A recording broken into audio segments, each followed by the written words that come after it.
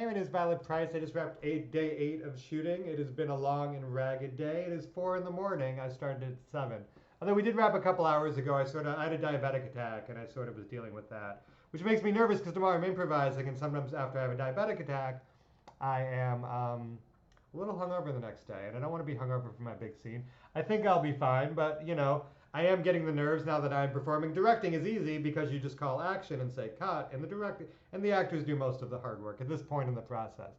It was hard for me for the year and a half, raising funds, writing, all that stuff.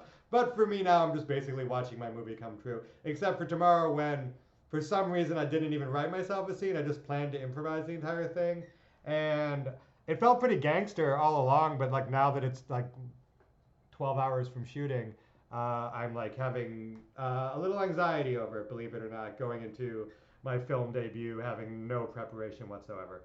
Um, but I'm staying cool about it. I'm very excited. I'm asking myself a very dumb question, and that do I want to is getting really stoned the best or worst idea I've ever had? We all believe we're funny when we're stoned. Maybe we don't. I sometimes do, and sometimes I think I'm less funny. And to be honest, like you know, sometimes I probably am a little funnier, and sometimes I'm probably a lot less funny. And I'm a little nervous. And like then it's like maybe I just smoke a little pot to loosen up because I'm a stoner, and having a little of my blood might be good. And it's a really weird question to have to ask. I'm a little embarrassed about it, to be honest. But these are the stoner lifestyle choices we make. And um, I remember recently I met another filmmaker, and it was like I wanted to be cool, so I didn't smoke any weed. And then afterwards, I felt like I was like uptight and nervous, and like one or two hits. Um, and that was the day I admitted I was a stoner. And to be honest, I haven't smoked weed in weeks, maybe like once a week now. I'm like really not. I'm really focused on my movie, and I really like to be sober. But on the other hand, like improvising, it's a weird, dumb stoner question, but it is something I'm genuinely struggling with tonight as I look to tomorrow, and I'm nervous that I don't have material ready. I improvised the scene last night, and it went pretty good. It's definitely usable. I definitely like it, but I do like admit that in my head it was the most hilarious thing I'd ever seen, and when we did it, it was very funny. And I find myself going over it and being like, well, what if? I think with improv, there's always the day after thing where like, you're constantly thinking of like the jerk store call. They wanted more you. You know what I mean? Like you're always thinking of the better joke 5 minutes too late with improv, and that's like the nature of it. And you gotta love it for what it is.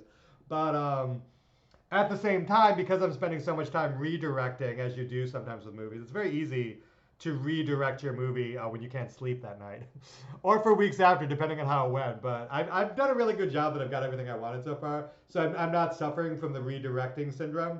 But I did find myself last night going like, well, what if, what if, what if, I had this person here, like, oh, I thought of this funny joke, and I don't want that to happen tonight when it's mine. So I think rather prudently, I asked a comedian I like who specializes in improv to just come be on set. I'm paying a guy 125 bucks. He's gonna come if I freeze up. At least I'll have somebody to like feed me some lines or keep me positive, or just someone who's directed. Because I think directing myself on top of not improvising anymore, genuinely bad idea. So I'm kind of bringing in like just someone to consult, just a funny dude. Like also the other thing is too is I feel a lot better improvising if like one of my good buddies that I joke around with was. You know what I mean? Like I don't really talk to my brother anymore, like for whatever reason. But I wish he was here. Like I joke around with that guy my whole life. Like I'd feel a lot more comfortable joking around on film when there was somebody that like you know what I mean. Like it's good. It's easy to joke around with your buddies. I wish I had a buddy there. I don't have any buddies like I used to. Like I used to like. In college, you'd like all your buddies were hilarious, and it was so fun to joke around them. Buddy, buddy, buddy. I'm saying the word buddy a lot. Doesn't matter. I just, whatever. I wish I had like my stoner buddies to like be goofy with, but all of those friends do not live in LA anymore. I moved, and I make friendships based on different things now. It's not the same as it used to be. I don't miss being a comedian. I don't miss funny people, but I do miss joking around. I do miss a good riff, and I don't think I've had a. I mean, I'm probably forgetting somebody, but it's not like the good old days when you could just toss on a YouTube video or in like a shitty movie and talk over it for 90 minutes. Like that's not an experience I have like I used to. Which is fine. I think this comedian dude's gonna be good. I don't know why. I guess this is just expressing anxiety because I'm acting tomorrow. I'm improvising. I do feel like the person I am working with is so good that I won't have to do anything. I can just let her steer, and I think she's just gonna crush it. She's steering the scene. she's just terrorizing me and I'm reacting, and reacting is easy for me. Although I would like to have a couple funny lines up my sleeve. Um, yeah, I mean, the scene we shot tonight was an homage to like the most famous Fallen Angel shot of all time, and I was a little nervous because I am homaging a lot of art house films. I think that's really cool. I think there's like one scene that's Cosmopolis, one scene that's like Naked by Mike Lee.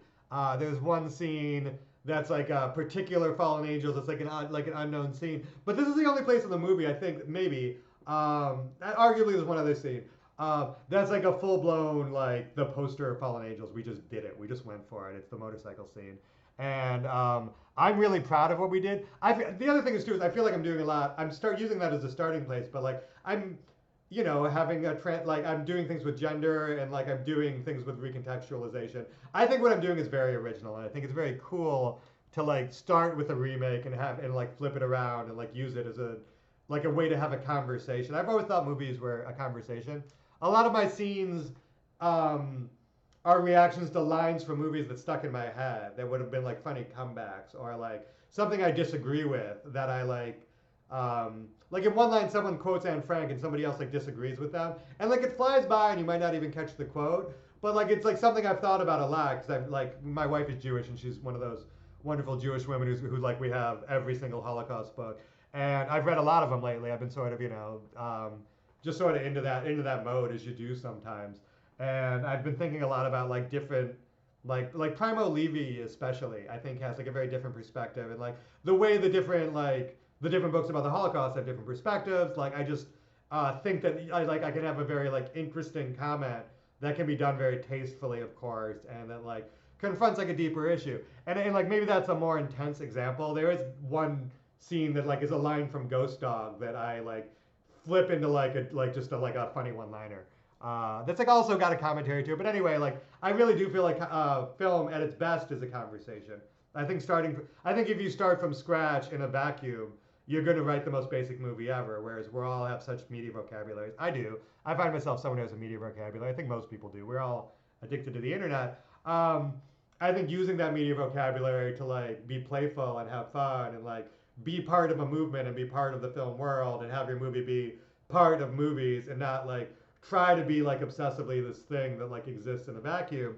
That's very exciting and very cool. And I think this Fallen Angel scene, in a roundabout way, my point is like by flipping gender and flipping the energy and having the context be different and having it just be like a fun visual starting place. I think what we did was really beautiful today. Not to mention the shot itself used these crazy filters and it was very like I just think it's the most beautiful thing I've ever been a part of. One of. Certainly all the most beautiful things I've been a part of are in this movie, but this shot, everyone was like jumping up and down when we got it. It was so fucking beautiful. And so complicated and difficult. Renting a motorcycle, strapping it to a truck, running it through LA tunnels, kind of doing it on the DL. Like a cop pulled up and we had to like pull over and pretend we weren't doing anything at one point. They didn't say anything. I think we were like technically legal. I don't know what the permits are and shooting in the street. I'm 90% sure we were good. I didn't want to have that conversation with a cop. I'll say that. And I got to work with Anton McKay, who's the greatest actor of all time. Anyway, we got amazing stuff tonight, and it was. We also shot this amazing scene in a hookah bar. I won't just go through the scenes we shot, but we got a lot tonight, and we've had a lot of good nights, and I'm very anxious about tomorrow because it's time to fucking put my money where my mouth is and be hilarious because improv is hard, and as I get ready for tomorrow. I don't know. Next time I'm writing my part, maybe not. Maybe I'll crush it. I don't know. Let's see what happens. I'll definitely have a video tomorrow being like, or eh. Anyway, one of these days, like, big ups. I don't know why I say that again. I gotta go back. What was my other outline? It was, getting jiggy with it. I was really into getting jiggy with it for some reason today. I've been thinking about how, like, maybe it's time for the phrase getting jiggy with it to, like, be integrated into my vernacular. Anyway, eat, pray, love.